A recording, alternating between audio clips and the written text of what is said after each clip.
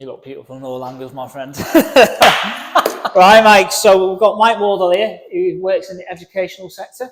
Obviously, today we're going to do the podcast in the gym. I'm hoping these microphones are picked up. It's the first time using them. If not, apologise.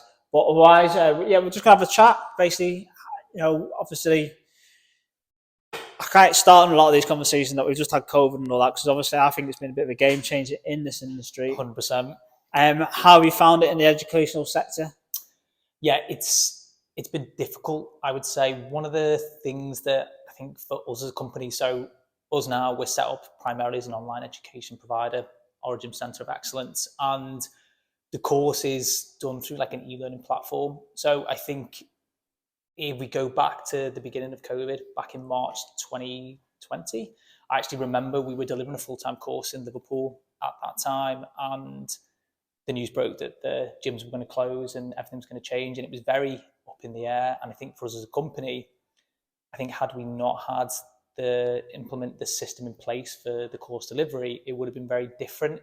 If I think about Premier Global, they've recently ceased trading in June of this year. So they were like one of the pioneers of fitness industry education. And I think one of the problems that they had was that they weren't robust and set up during COVID to have a platform that would deliver the course.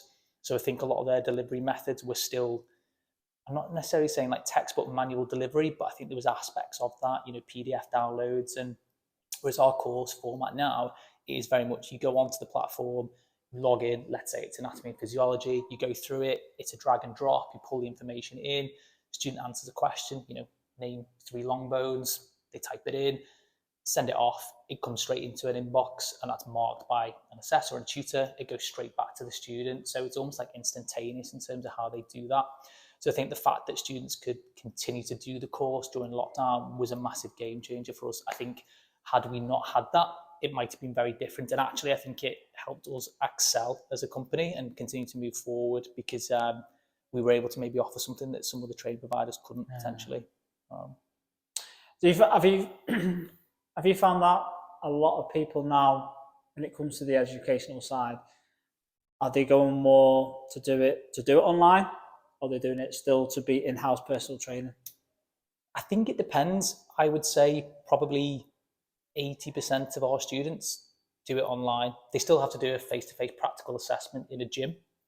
Some training providers don't necessarily require that now. They'll do it online, but we still ensure that happens. Or they can do it part-time, where they get access to workshop-based delivery. So you or I could turn up and we go through the applications of an assessment, how to utilize equipment in the gym, basic principles of teaching exercise prescription. This is an exercise, this is how you set it up, these are the teaching points for it, these are the things you want to consider when you're actually delivering an exercise, and how you might adapt it in a gym-based environment. And then we also deliver a full-time course, and people still do like to do that because they want to be taught in a classroom environment and then practically apply it. Have the option to do it? They do have the option to do that, yeah. We basically have 3 delivery methods. One's online, which is probably 80% of the student population, another part-time, and then a full-time version of the course, which is delivered in-house. And it's crazy because I think if you go back to when you or I did it, I did my level 2 and then worked in a gym for a period of time in JJB, as it was back then when we first kind of worked together. And then I went away and did my PT as like a distance learning part-time course, did it over a series of months, and then came back to JDB when it became DW and PT there.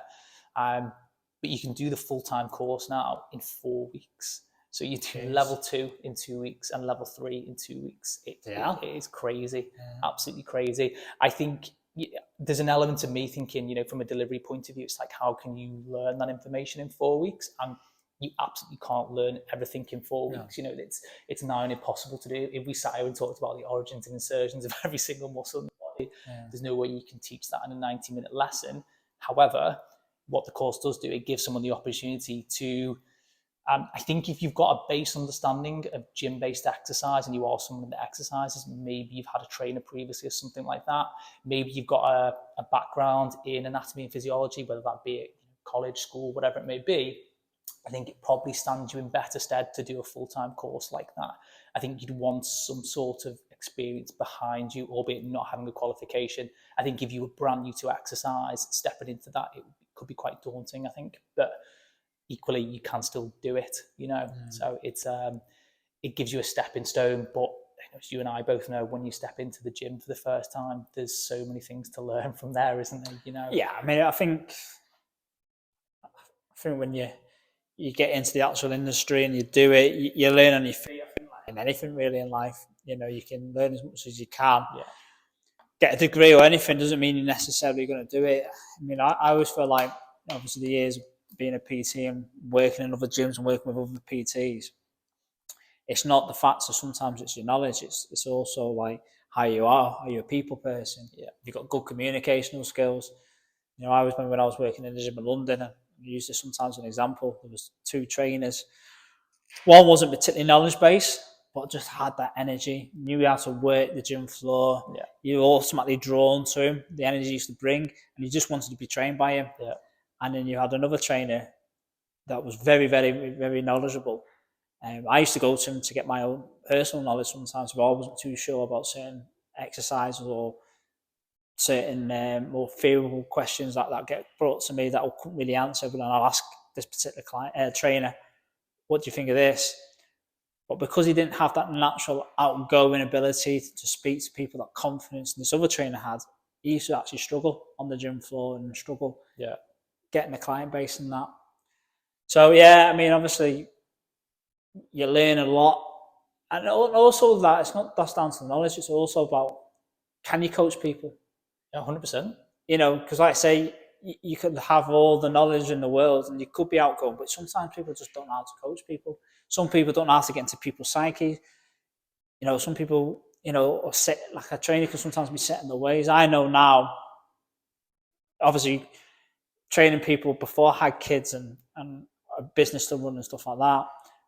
Whereas now, because I have all that, I understand back in the day how my clients would struggle. And now that dealing with clients in a similar position that I'm in, that I know the difficulties in life and stuff.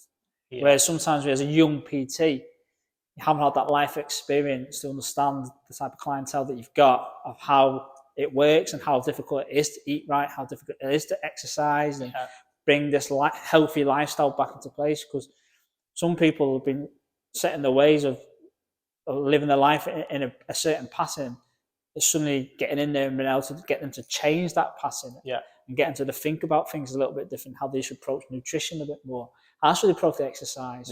Before we came on camera, we were talking about how you implicate it into a bit of a lifestyle for someone. And when it becomes a lifestyle for someone, and it becomes a lot more easy for them to adapt. And it's just like education and all that. Yeah. And like you said before, about accountability. 100%. I think what you just said there is really interesting, because we have quite a lot of students that are maybe a little bit older, so they might be, in their 30s, maybe in their 40s, and they're like, I'm not really sure whether am I a bit old to be a personal trainer. And I would agree with the sentiment that you just made there, in that if I think when I came into the industry, although I've been to college, university, and done a couple of other things, I think given that I was a little bit older when I came to PT was actually a bit more beneficial, just based on the fact that I had a little bit more life experience. And those things that you just talked about there, being able to empathize and understand what someone might be going through. If you are a little bit older and you've had some of those experiences yourself, when you're having those conversations, it's easy to understand that, isn't it? You may well have been there yourself, if it is with children and time, availability to do things, but also, being able to converse with somebody between the ages of 30 and 60, 75 years of age, whatever it may be, and everything in between, and where that kind of common ground is. So I do think sometimes having a little bit more experience isn't, in terms of age, isn't necessarily a bad thing coming into the industry, Oh no, definitely. I mean, God, Jesus, thinking about me as a PT when I was 21, 22, so a PT now coming up to 41 next week, massively different my knowledge base. And I think that's why I'm more consistent on getting results, because I know what works, what doesn't work. Yeah, definitely. Sometimes when I create the programs, I take on new trainers and we work off the templates that I do for my clients and what I want to work on when it comes to building muscle and burning fat. They sometimes talk about, could we add this in and that? And I listen to them, and sometimes they give some good points, but then I sometimes can say, but if we're looking for fat loss and we can only see this client a couple of times a week, we don't want to be doing loads of arms. Yeah. Because this arms are going to get worked out in back exercises, it's going to get worked out in pressing exercises, your triceps, your biceps are going to get worked in different ways. Yes, we will do a little bit of emphasis on the arms, but we're not going to spend Not going the to focus 12 on, of a 12-week period, we're not going to spend 8 weeks doing it. We might do it as a back end thing just to really shape up when we've got that particular client on a better diet. So towards the end, we're getting a little bit leaner and we can show a bit more definition in the arms and work a little bit more in the smaller groups. Whereas I've learned that over time, what works best for clients. And one thing that I would like to say that you look at the clientele results, all different ages. yeah, You know, I've had a good result with a client that's in the late 60s and I'm really excited, apart from doing aerobics back in the day. She's coming in, she loved it. We've seen some great physical changes. yeah. And that is because the knowledge that I've gained over them years. And even now, I'm still, me personally, I'm constantly learning all the time. You know, the reason why I do a podcast is, and the reason why I talk to people like yourself is I'm constantly like to get educated, different things. That's a great thing about this industry. There's so much to learn. I don't know if you've been watching it. I mentioned it the last time, one of the podcasts about Limitless with Chris Hemsworth. Okay, yeah. On the National Geographic Channel. A lot of the stuff I've learned myself because I'm quite into, as you get older, you get into more like longevity and stuff. Yeah. Because obviously I've got young kids and I want to be around for my grandchildren and stuff. So I'm looking at that element of it. And I knew a lot of the things they're talking about because I kind of researched that myself. But even from watching that, I'm learning things and understanding things a lot more better as you go on and stuff. And I think with education, it's a constant ongoing thing, no matter what age you are. Yeah, it is 100%. I think for me, since moving into the education sector for the fitness education, I've definitely learned a lot in the last 5-6 years for sure. Just in terms of, as you said there's always somebody else that will have, a different background, different story, different experience, and you can always learn something and take something from those things. And it might even be in a classroom environment when you're actually teaching, delivering something. Somebody who's in there will offer something of value and something of worth, and it's always good to kind of just take that information in, isn't it? And take it forward and utilize it for whatever that might be. It's just different teaching techniques as well. 100%. How you approach different people.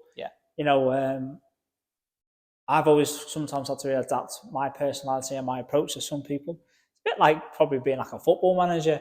The ones to give the arm around. The ones to sometimes be a bit more. I'll never class myself as a shouty personal trainer, but be more direct with them. Yeah. To help get them results. Be cruel to be kind. Yeah. When they tell you, when you get them on the trying to look for fat loss, and we get them on the scales and the weight's gone up, and they're telling me they're eating salads every day. We know someone's telling them porkies, and don't try and pull a fast one because simple physics. If your weight's going up, there could be other elements that could be causing that weight. It could be fluid retention or medication or anything like that. But 9 out of 10. It's probably because they're overdoing it. What I do, like me personally, if I take on a client, the main goal is for weight loss, and just to get them on that bandwagon, I'll try and do measurements. Depending on how much weight we need to lose, could be every 2 weeks, every 4 weeks, could be every week, to give them that bit of accountability. But after that, I feel like we've got into that psyche of that particular client, then I might just do it every 12-week rolling 12-week program. Yeah. And I think as well now, there's loads of different training methods. I'm pretty still much old school, the old weights side of it. So for me, I think it's the best. There's all different types of strength training, but now you've got things like CrossFit. It's obviously a huge thing. It is. The more like strength and conditioning side is a big thing. It's not just about building muscle or doing aerobic for aerobic capacities type of stuff or running and that. We got CrossFit, which is a bit of a mixture in that. Do you come across a lot of trainers that want to get into that field? Yeah, I think take CrossFit, for example, and the new High Rocks is quite a big thing now, isn't it? A lot of people are doing that. It's kind of like a bit of a hybrid. Oh, okay. So there's lots of those High Rocks competitions that are going on now that incorporate aspects of resistance and cardiovascular training, which essentially for muscular and CV endurance, really, working things like pushing prowls and ski ergs and all those types of things. So that's another big push at the moment, and I think a lot of CrossFit boxes set up with having that, and then High Rocks has kind of come along, and I think gyms may be looking to kind of facilitate something that supports people that want to train specifically for that. I think like you just said there, though, with a lot of people coming into industry, it just shows that there is scope to do lots of different things, and ultimately I think like you said there, people are training for general population for programming, there's nothing wrong with your fundamentals of training and implementing them. They'll always stand the test of time, won't they? You know, good fundamental programming that's balanced throughout, and make sure that, you know, incorporates compound movements, some accessory work, to make sure they're getting a bit more bang for their buck. You know, that you will always get people that want to maybe, I guess, like sort of divert their attention towards something a bit more niche maybe, but there'll always be something else that comes along in the fitness industry, and it'll always have that, and things go full circle, don't they? Oh yeah, definitely. I mean, it's just picking things like mixed martial arts is a big thing. Yeah. You know, that's why one of my next guests on the podcast is going to be that kind of background, because I want to try and cover all different aspects, because I think anything that gets your heart rate up, anything that challenges you, anything that gets your muscles working, gets the heart working, most importantly, they all have the main benefits in that. It's like, I think for me, like I've always said to like other trainers coming through, I've always said you've got to find a little bit of a niche of what you do. Yeah. Because one of the things I used to say to some people is like, they're an expert in everything. It's hard to be an expert in everything. Yeah, definitely. I know a little bit of everything, but I would always stick to my kind of niche. What I tend to try and do for people is the typical burn body fat, build muscle. Yeah. And that's what we do. And that's what you mostly would do when you come to doing weight training in this kind of gym environment, the kind of setup I have, would be to do that. You know, it's not for strength conditioning. We don't have, well, we do have kettlebells and barbells, but we have a few bumper weights, but it's not this. Obviously, mine is with my wife, who has a beauty salon, so it's not going to be throwing barbells down or running around the street and smashing the rower, trying to do so many cows and that. Yeah. And I think it's just finding something that you like. I mean, me personally, even though I'm not a bodybuilder, but one thing that I always remember from pumping iron, I love the pump. You know what I mean? That's what I like, and I think the clients that come and train me like to work their muscles and feel a bit tighter and a little bit sore, not too sore that they can't walk the next day, but they feel that benefits and they see that muscle tone. And obviously with the beauty salon, for my motto is like, look good, feel good, as we use for Healthy Fitness and Beauty. Yeah. And I think for a lot of trainers that come into it, I think it is good to have a little bit of a niche and go to the thing that you like the most. Yeah. So if you're into strength conditioning, if you've got a bit more of a sporty background and want to get into the gym, maybe CrossFit's quite good, because I feel like a lot of people that go into CrossFit tend to have that kind of background. Yeah, I would say that. I think also, if you have got like a passion for something, you want to direct it that way, really, don't you? Because you're going to get the most out of that, as opposed to if you are somebody that, like you say, is very keen on CrossFit, but then somehow ends up working in a commercial gym environment. They may not necessarily have that same passion, desire that they might do in a CrossFit box, where actually they're in a domain, in an area where they're like, actually, this is what I want to do. Very, very different. So yeah, I think you're right. It's important to have adaptability, I think, and trying to make sure that yes, you can cover more bases, but at the same time, don't be afraid to have a specialist area that you. Yeah, because I think as a trainer, it also helps separate it. And if you can become a better person in a particular niche area, you're going to be there, because, like I said, the fitness, you can do loads of things. Yeah, if you really wanted to go out there, I mean, some people can really niche themselves down where they just do kettlebell training. They're the kettlebell person. Yeah, obviously you got your Pilates, you got your yoga. Like I've said, and this is why I interview different people that do different things, is I think everything's good to have a pinch. And I think for the individual that you're training, it's sometimes find it what they want to do, what they prefer. Because like I say, I do like a free consultation for half an hour where I'll bring in, sit down, have a chat, I sell my sessions in blocks. And they can have 5, 10 or 20. Great. If they have 20, that shows a great commitment. Sometimes if I know they're not too sure, I say do commit to 5 sessions. See how you find it. Yeah. This might not be the right thing for you. Yeah. And if it's not, as a trainer, from another trainer's point of view, don't be offended if someone doesn't like the way you train. There's nothing wrong with how you train people. Yeah. Just sometimes it might not be their cup of tea. I think that does come with experience, doesn't it, as well? And almost kind of having the humility to be okay with that. I think when you're new to PT, you can not necessarily take offense, but kind of think, why wouldn't anybody just want to train here and do this? But actually, it just might not be the right fit. And it might be that because fitness is so holistic and there's so many things that you can do, it just might be not what that person wants to do at that particular moment in time, isn't it? So you do have to consider that for sure. It's definitely something we kind of encourage a lot with the students on our courses, that it's okay. It's okay to have that adaptability, and ultimately, they potentially won't build a business overnight, and there has to be, take yourself 20 years in industry. There's longevity in that, isn't there? And it does take time to build those businesses. And I think probably one of the things that I would certainly like to have an impact on, particularly people that are finishing qualifications and going out into industry, is actually supporting that kind of the next step when they first get into industry, and whether it is in a commercial gym or whether it's in a PT studio environment, and actually how they go about building the business from there. Because it's not the easiest thing to do, is it? You and I both know that it does take time. And, if you are in a commercial gym, you've got the advantages of the footfall, the people coming through a door. So do you go there first and build a business? Or if you go to a private studio, you want to make sure that you've got a good social media presence. And if you're new to that and maybe not necessarily comfortable with it, you're going to have to step out. You're going to have to get comfortable being uncomfortable, aren't you? And I think the more you do that, the more opportunities you'll give yourself going forward. It's like we were talking about before, about the online personal training. It's just something that I feel like I kind of got to get involved, because I've got this type of software, like my PT Hub, that does a lot towards online PTing. Yeah. And because I've kind of created all these type of programs over the years that I know that work for people, and I can adapt them to anyone. And because I've obviously got a smallest gym that's still quite fairly equipped, whatever program I can write, if you're a member of any commercial gym, you should be able to fit in and be able to do these programs and stuff.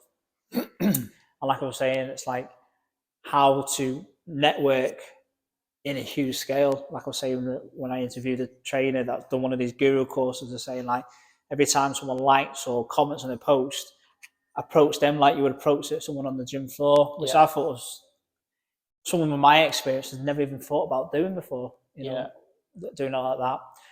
I mean, are you finding a lot of trainers now that are going for purely for the online PTing, or?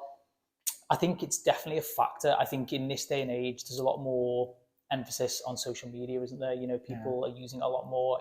I think we were probably of the era where it was sort of particularly like Facebook. We were still like young, but it was like, take like Instagram, for example. A lot of, social media influencers will use Instagram. For us as a company, social media is huge for us. We will utilize Instagram a lot.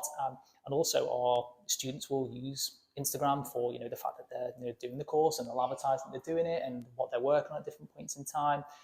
And I think it's the way the industry has kind of gone. I think I said to you before, the actual qualification framework, it's still regulated by Ofqual, and it used to be endorsed by reps, but reps are no longer a thing. That's what I say. So you ever hear about reps anymore? So it's CIMSPA now. So it's the Chartered Institute for the Management of Sport and Physical Activity. They basically are the endorsement of the qualifications in the UK now. So they're a charity, and they've kind of taken that forward now. So any qualifications that any new trainers come in for you, they would probably likely have an endorsement from CIMSPA, as opposed to it used to be reps for you and I. It was like reps were the main players, you had to have a reps certificate and be on their membership directory, whereas CIMSPA have kind of you still do them CPD points. I don't think I created that many CPD points. Yeah. I think the only thing that I could do after that, when I passed to all sorts of CPD points, I thought, well, there's not much really that I wanted to do with it anymore. So since I stopped that, I've never done much with reps, but then at the same time, I've never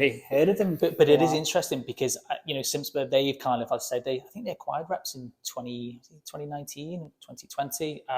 They've obviously taken that acquisition and taken that forward. And I think they're obviously looking to, I think one of the things that always comes back to the fitness industry, and something that a question that's asked to me a lot is, standardizing qualifications. And ultimately, there's not a lot you can do with the qualification, because the qualification is set by Ofqual, and then the awarding organisation that then you purchase that qualification from, whether it's Active IQ or Focus Awards, who are awarding organisation, NCFE, they'll deliver the qualification, say this is the remit of the qual, and then you then deliver that qualification as the provider. So I think you'll always get, in any industry, the cream will always rise to the top, won't they? So, those that really apply themselves and want to be the best trainers will always eventually get there. I think what you might find is that, and I don't know, speculating a little bit here, you might find that from an endorsement point of view, that maybe CIMSPA tried to put something in place that encourages the likes of commercial gyms and or the likes of yourself to kind of have trainers that come on board that have a qualification that's endorsed by themselves moving forward.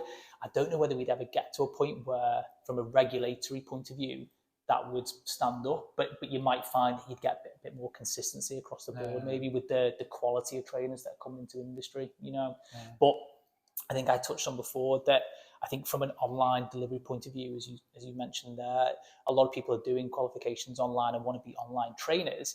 And I do think they spend more time in front of a camera, in front of a computer, and maybe less time interacting. You talked about that guy earlier who his anatomy and physiology knowledge and his understanding of so many things was great, but actually his personal rapport building skills maybe weren't as strong as they could be, and I think you always have to weigh those things up. Personal trainer, it's in the job title, isn't it? You have to have the ability to build personal relationships with people professionally. I mean, it's funny, like with me on the one-to-one, this is why I've kind of gone down the podcast route, because like I said, I love listening to podcasts and I love talking to people. I'm very much a people person. Yeah. So when I'm with people, I can have a good laugh and train people and explain people and really educate people. But you try and put me in front of a camera on my own and talk, I can't do it. Yeah. I and arm a lot and like that. I just haven't got that side of me. It's like one of my ex-trainers, he does it online and he speaks really well online. He talks, but if I'm not getting any feedback when I'm talking to someone, I find it very hard talking to a camera. So I think that's probably one of the things that's always kind of put me off doing online training. I know I could do great things online with a client, but actually marketing myself online in front of a camera, I find that very, very, very difficult. So that's like a skill in itself. And this is someone with bloody acting background. I've stood on stage and stuff, and I've seen those pictures. You go onto my personal profile on Facebook and that, you would see that I've done all that kind of stuff. Yeah. But again, it's because I'm interacting with other people. Me just speak. I'll never be a bloody TV presenter, put it that way. I do think there is an element though. It's like anything, isn't it? The more you do something like that, the more comfortable you become in doing that. So you kind of have to probably persevere with it a little bit. But it is different.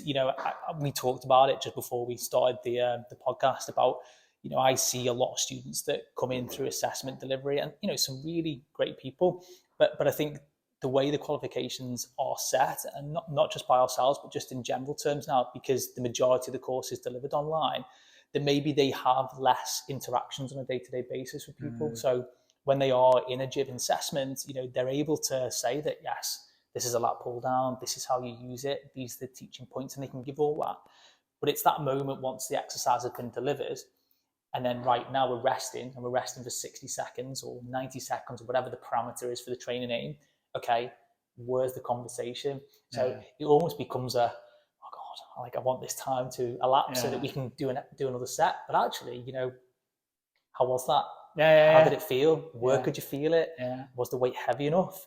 How many reps in reserve did you have? Could you do a little bit more? It's those sorts of like soft skills, I think, that we don't kind of want to lose, I think, from the industry, to make sure that people are still doing those things. I mean, personally, for me, I think I think from a client's point of view and as a trainer's point of view, the best is always on the floor. For me, that might be because I'm old school.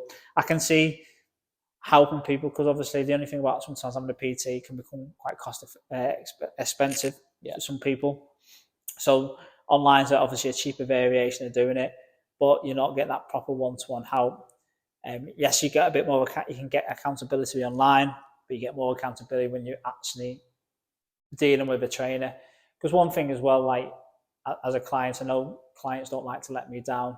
I think it's very important if you're a personal trainer that you have a cancellation policy in there, because it works two ways. One, it protects you for your time that you there, because if someone cancels less than 24 hours, sometimes it's hard to fill that slot, especially if one of them slots is in between two sessions. So sometimes you think you could have a workout on that time, but also what it does, it gives accountability to the client. The client will have a connection with you and won't want to let you down. So it's good for them because it makes them even more accountability. Because let's be honest, like if you can't be asked, you just don't go. No. You know what I mean? I mean, most people that get a trainer will have that ability about them. Not all the time. Sometimes people come to me, they love coming here, and they want to do the session, and they want to work really, really hard, and I'm just there to push them and give them the guidance that they need. Yeah. But a lot of people that get a trainer are getting there because they want that accountability. Yeah. And you've got to find the best way of getting accountability, and you'll never get anything better than accountability than a face-to-face. Oh, 100%. I agree with you. Yeah. I think you'll, again, I don't think no matter how the course is delivered and what happens in the next, I don't know, 10, 15 years in the fitness industry, I mean, just, more gyms will continue to open. I was reading something about Pure Gym opening another... Opening one in Southport. Another 200 to 300 gyms by 2027. Everyone was saying they're going to open one at QA State with doing the Sainsbury's and have one there. There you go. So I think, the commercial gym market will never go away. The ability for, or the want for face-to-face PT will always be there. Is there any fitness instructors anymore though? So this is the thing, so from an education point of view, you'll know yourself, a prerequisite qualification to be a level 3 personal trainer, you have to do a level 2 in fitness instructing or gym instruction. But now, when I worked in DW, when I went back as a PT, they had fitness instructors there that they made redundant at that time, for the reason being, they were kind of like, well, actually, we're not going to have fitness instructors in the gym. We'll get the PTs to do that job. So they're kind of, I guess, the middlemen really, in that you either paid a full rent or you pays half a rent or half the amount of money, but then you had to give up X amount of hours each week to do the things that a gym instructor would do. So, cleaning the equipment and general gym inductions and things like that, a gym instructor would continue to do. So it's a strange one because you have to have that qualification to become a level 3 personal trainer. But actually, in terms of jobs now, unless you went to like a leisure centre or a council-run facility, you don't see many fitness instructor jobs about now, which, if I'm being honest, I think is a little bit of a shame because and you'll probably say the same, I gained a great deal from being a fitness instructor. It's your natural step up to be a personal trainer. 100%. Just if you didn't have that, I mean, when I got into personal training, when I went from a fitness instructor to personal training, if I hadn't had that knowledge, I probably wouldn't have worked. Definitely. I would. Well, I say wouldn't have worked. I wouldn't have got busy as. I mean, people are asking me, as was as a fitness instructor, to become a personal trainer. Yeah. So as soon as I left that personal training role, I went straight into personal training. And like I said, with me, I never went into a commercial. I went straight into private gym, really. But I think you had the experience. You had a lot of experience as a fitness instructor, and it makes me sad in a way because I think the qualification, although you have to have it, it's almost like a diminished role now. And I talk to students about it a lot, saying actually, you should just do level 3 and just get it done with. Really. Ideally, once you've done level 2, level 3 is pretty straightforward. Really, you're just learning more like certain concepts of training. Really, it is. It's more that the classic kind of, I guess, like programming from an advanced training system point of view, like a superset or a drop set, or how to run pyramids and triceps and things like that. And that's great, isn't it? It's all well and good for supporting program, but the underpinning of the qualification at level 2 is still the basic fundamentals of good balance to exercise, push, pull, legs, making sure you compounds before your ISOs, and all those kind of fundamentals of training that never go away. Basic gym instruction, inducting someone into the gym for the first time who's a beginner. How do you go about doing that? And fixed resistance machines aren't bad to use, There's all these types of things where they're good fundamentals. And I think if you hadn't done that job, I think on the one hand, students coming into it now are maybe at a slight disadvantage because they do go straight into a commercial gym and there's no sort of opportunity for them to kind of get to speak to people. They're kind of just going straight in off the bat and like, right, well now actually I'm a self-employed trainer and I'm in this facility for the first time and I need to start building a business and start speaking to people and getting on the gym floor and being comfortable with that. And that's not always easy to do if you have previous experience. Well, you remember when we were at JGB or DW at the time, when we had when they started introducing personal trainers in, some of the personal trainers that came in were straight off the bat. Yeah. And you're like looking at them thinking, you haven't got a clue. We've got more of an idea what to do than them. No, definitely. And basically what people were paying probably at the time was paying a personal training for what you probably could have got from your fitness instructor. No, definitely. You know what I mean? But this is it. I think we probably gave what we would consider at that time, albeit on minimum wage, a very good level of fitness instructing service, if you wanted to call it that. And I think you're right. Like the PTs, were they actually giving something that was a level above? Possibly not, you know. But they were wearing a black t-shirt and they had a picture on the wall. That was a difference. Yeah, that was a difference. Well, so if obviously probably aiming this one more towards people that want to maybe get into personal training and stuff. What's the best way to to approach yourself or to get on the training course to become a personal trainer? So obviously for us now, our website is origympersonaltrainingcourses.co.uk. And we do a whole host of courses, which we discussed before, anything from level 2 gym instruction, level 3 personal training, sports massage therapy, exercise referral, lower back pain, yoga more recently. Oh, okay. Obesity, diabetes management, nutrition course as well. So there's lots of different. Do you still do over 50s courses by any chance? No. I never, you know what, now I did an over 50s course. Flipping it, I would have been probably early 20s. Maybe when I come back from the cruise ships doing personal training, and I did an over 50s course. I think I did it with the YMCA. And when I look back at that, what a daft thing that was. Yeah. Because I won't train a 50-year-old any different than a 20-year-old. No, they used to say don't lift above your head. I think if someone's got maybe they're taking some sort of blood pressure tablets or something, maybe that things. But if it's just general population, you're right. I think there's a lot of, I think maybe a lot of these courses that were like niche courses were almost just to try and supplement a training provider to kind of be like, well, actually, probably help people to get a little bit of a kind of a niche to begin. If you were going for over 50s, if you're going for people that suffer with diabetes, it's obviously good to get them things. I mean, I always laugh. I show people my audio books. I used to love reading, and I still read, but because of the way life is so busy, I find it a lot easier doing audio books. And I think on my audio book, I've got things about diabetes, got things about cancer, got things about dementia and Alzheimer's. Believe it or not, weight training would be one of the best ways to starve dementia and Alzheimer's. I've got one on celiac disease. So I kind of do self-educate myself on that, but at least when you're doing like a proper educational program, you're kind of being educated about how you approach a client. Whereas when you read about something, you're just learning about a particular thing, you're not knowing how to.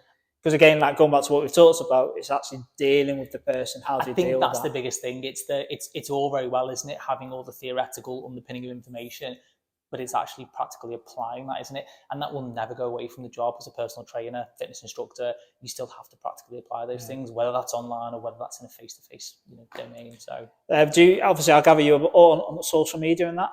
Yeah, so we're on Instagram, Twitter, Facebook, and we've actually got a student Facebook page there, whereby I think there's over 12,000 students on the Facebook page there. So it's actually become quite a nice, I want to get like a hub for the students to share information, whether that's about course content, whether that's about practical delivery. Someone's just recently done a practical, how they found it, what the assessment protocols were like and things like that. So they do utilize it to kind of support each other, which is quite nice too. Brilliant. Yeah. Michael? Absolute pleasure, mate. Always a pleasure. Always a pleasure. Thank you for doing this. Cheers.